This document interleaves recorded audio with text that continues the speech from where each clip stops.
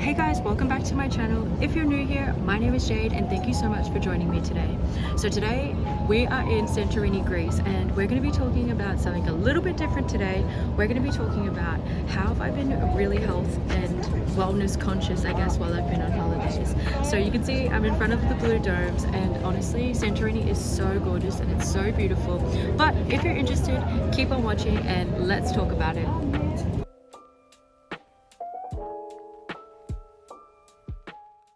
Alright guys, well it's been forever. How are you guys? What's been going on? How have you all been?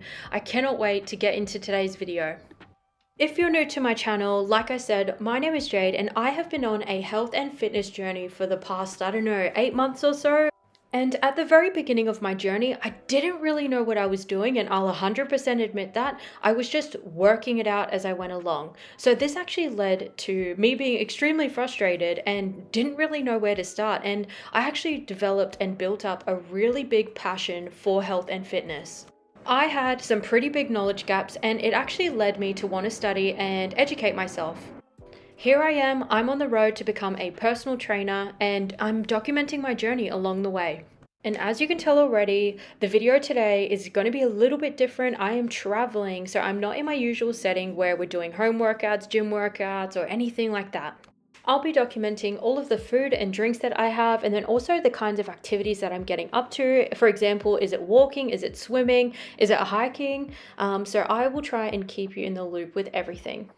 So earlier in the video, you would have seen that we touched down in Athens and straight away we went for the biggest, most delicious feed. We had stuffed vine leaves, we had trio of dips, we had marinated chicken, moussaka. We were pretty exhausted from our really long flight to get over there, and if you're not from Australia, we are so far from everything, so it actually took us 14 hours on the first leg of our trip, and then we stopped at Doha to then continue for another 5.5 hours to reach Athens.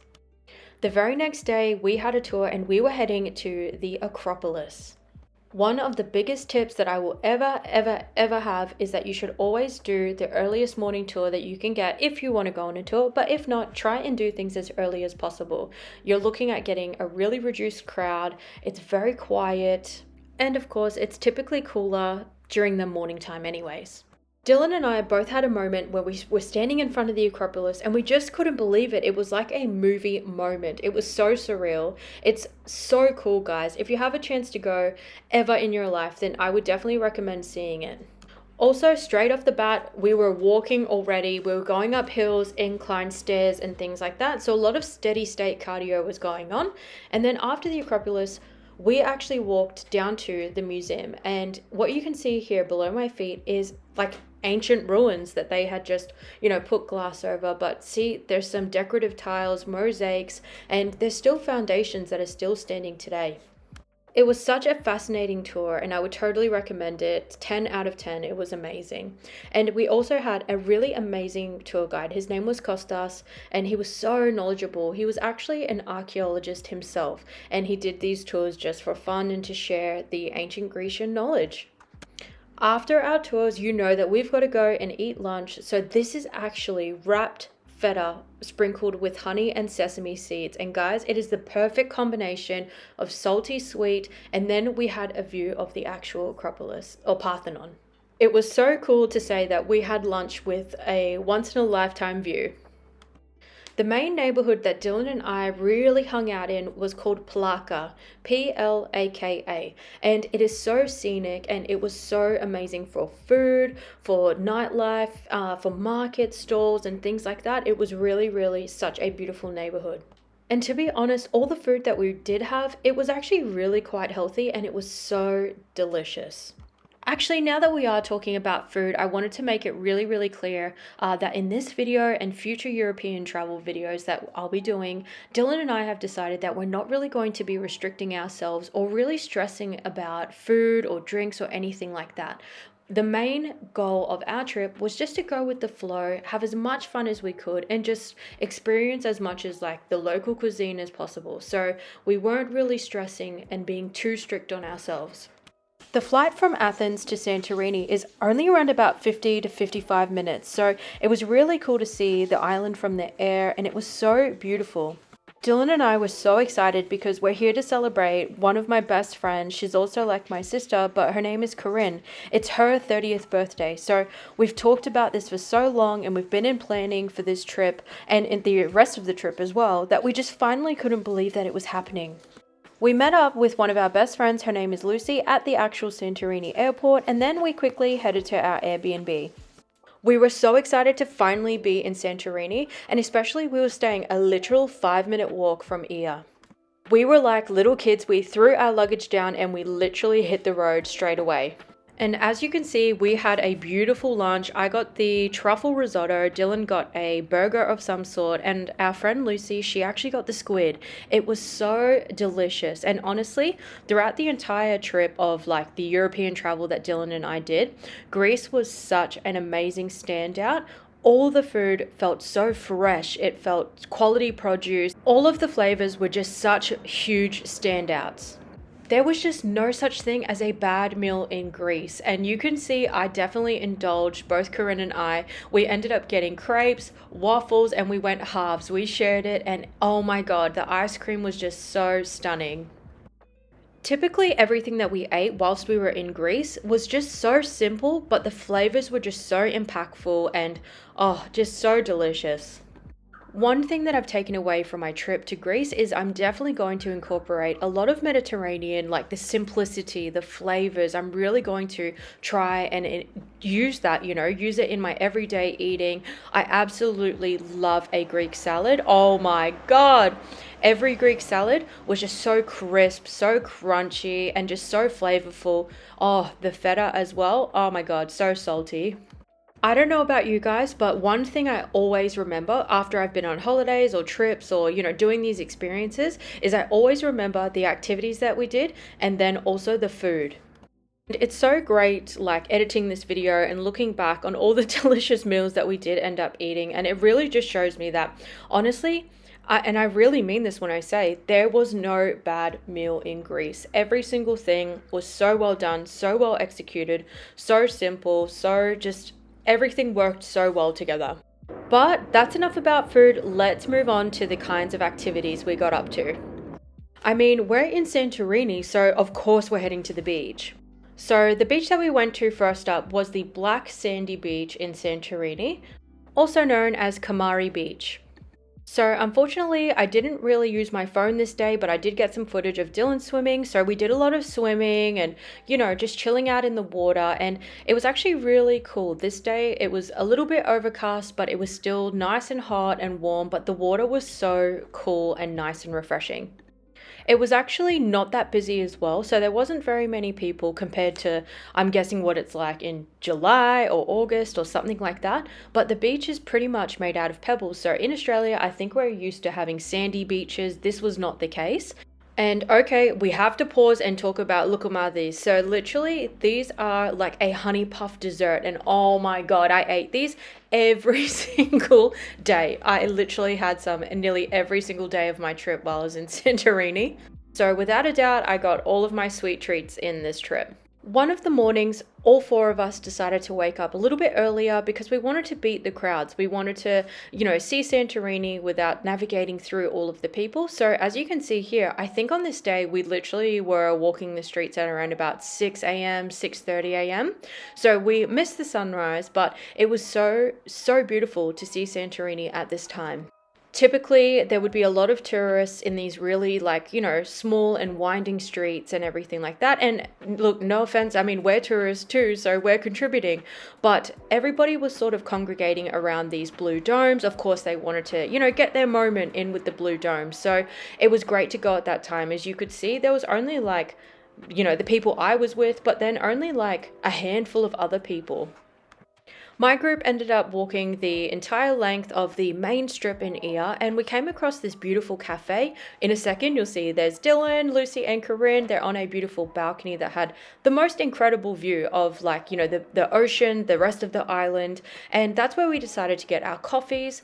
But then we also decided, look, we're going to try out some other cafes. So we went to a cafe that's rooted in the old village of Santorini, and it's called Karma. I decided to get the smashed avocado because because as we know in Australia, that is super popular as a breakfast dish. So I wanted to see what the interpretation was, and it was 10 out of 10 delicious. Later that evening, we wanted to celebrate Corinne's birthday. It's her 30th, so we wanted to celebrate in big style, and it was at a restaurant called Lefkes, and it's sort of outside of Ia, but if you're in the area, I would absolutely recommend. They did a really modern take on Greek cuisine, and it was so delicious. And I think you can see there's a trend here. All of the food in Greece was amazing. I'm so sorry, I feel like I'm harping on about it. Now, the very next day, we had a huge day ahead of us. We were going on a big catamaran cruise where they included like all of our meals and things like that. We got to visit different beaches across Santorini. So I've included some of the footage. So on this day, we got plenty of sun and we got lots of swimming in. So I definitely did a lot of swimming, a lot of walking, a lot of stairs, a lot of activity during this trip.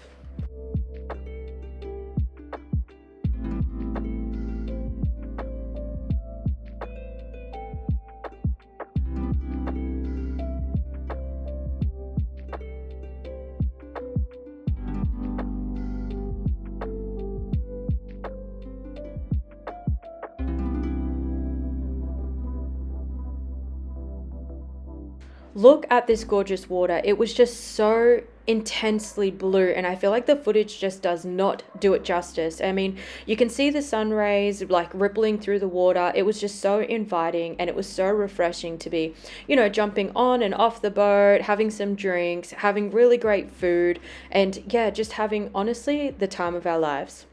And here is a shot of me. Usually I do my body progress videos or pictures and I include them in these videos. I didn't really have the opportunity to do that up until this point. I had always forgotten because we were so busy.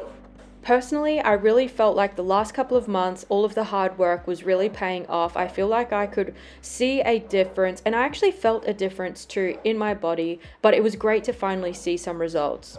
I think it's really worth mentioning as well. I felt such an increased sense of confidence. I think it was definitely because I was, on holiday. So naturally you are having fun, you're getting out of your comfort zone, you're trying new things, having new experiences, but also just to, I guess, tag along onto that body confidence. It just really felt like this was such a reward for all of the hard work and keeping myself dedicated and just like persevering with all of the challenges that I've faced in the last year or so.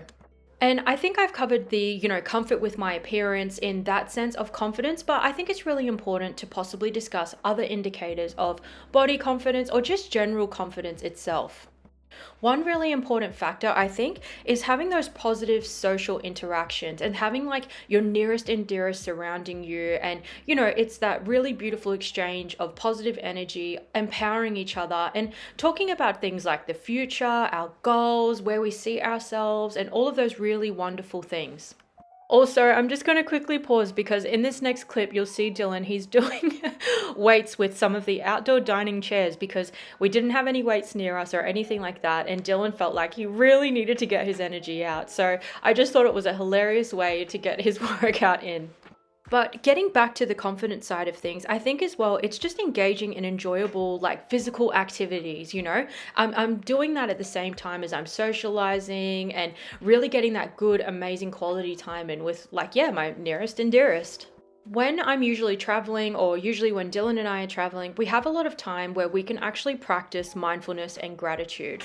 And I noticed on this trip that, practicing this mindfulness and gratitude, there was a really big component that did focus on what we're grateful about our bodies and our health and the abilities that our bodies can do. I mean, if you really think about it, our bodies are amazing. And when we challenge them, they always rise to meet the occasion. We build up stamina, we build up muscle tone. We can do all of these incredible things. And I think when you're in the absence of being at home, you really realize how important the routine is, going to the gym. And it's actually really a luxury to be working out, to have that routine, but to feel like you've really smashed something, you've accomplished something as well.